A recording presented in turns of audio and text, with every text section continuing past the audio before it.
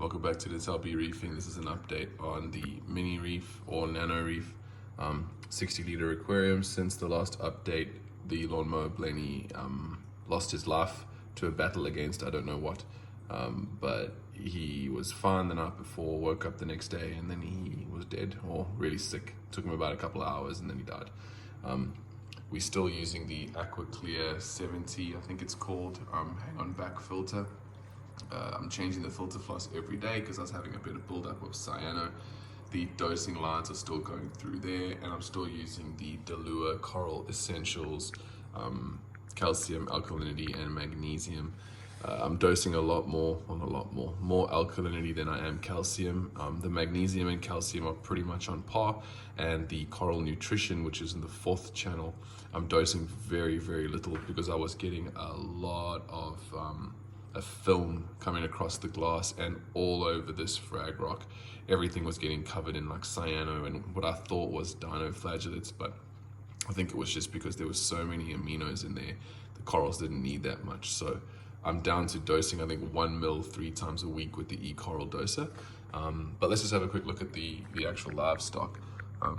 So I feed the torch every day now with the PVC pipe that I drop down on top of the gold torch, and it gets fed every day with some LPS pellets. The clam is still looking very, very happy and gigantic. This little chalice frag is settling in. It's getting to the evening now, so I think things are starting to realize they got to go to bed.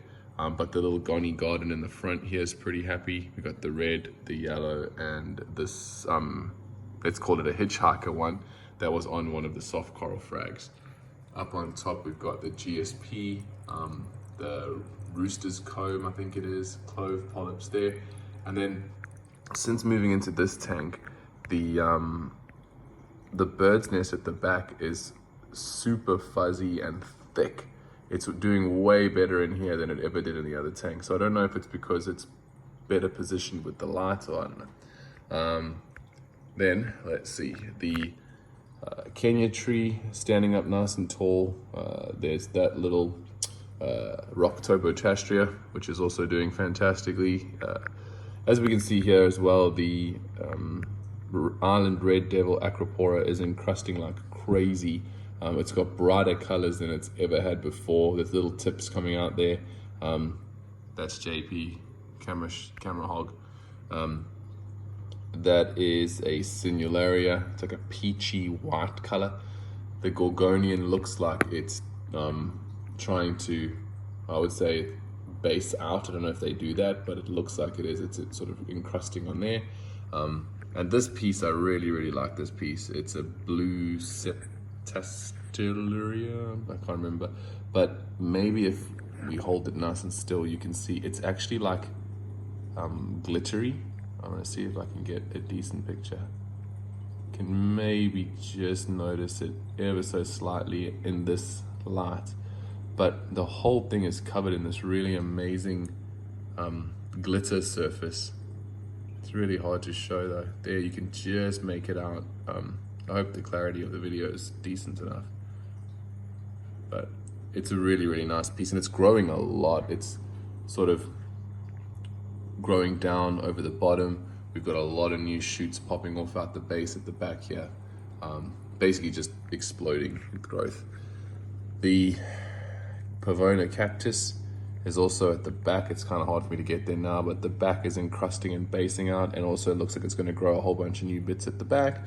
And then we've got our Atachaos, Incredible Hulks, the Rusters, I think. Can't ever see the rusters because they're around the side there, and then some of the other ones that I pulled off the back that I could salvage off the old tank, they're over there somewhere. They're not doing too bad, but all in all, I don't think the situation is terrible in this tank. I think it's settling okay. The stability is really good. The alkalinity is hanging out at about 7.6, 7.4, 7.6. Calcium is 425. The magnesium was 1,200. And the salinity is always around about 1.026. So I check every week, and there's very little shift, if any, over the last 3 or 4 tests. So I'm quite happy with how things are going. And yeah, I'll let you guys know what the plans are, or what's, I don't know, there's not really any plans. I'm just going to leave everything in here and see how they go because it's working. I'm waiting on a new pH probe for the e-coral light. Then I'll be able to finally know what the pH in the tank is. I think that'll be an interesting find. I'm still using the, you can just see it there, the water level sensor. That's where the ATO line comes through. It pops in through the fan, and the dosing is hooked into the hang on back there. So I've utilized the space pretty well. It doesn't look too bad. I think the scape, or if you can call it a scape, just a whole bunch of corals put down on the glass. I think it's looking okay. I'm pretty happy with it. So all in all, I think disaster wasn't as bad as I thought it could be. And yeah, I'll upload another video in a week or two so we can see how things are growing. Thanks for watching.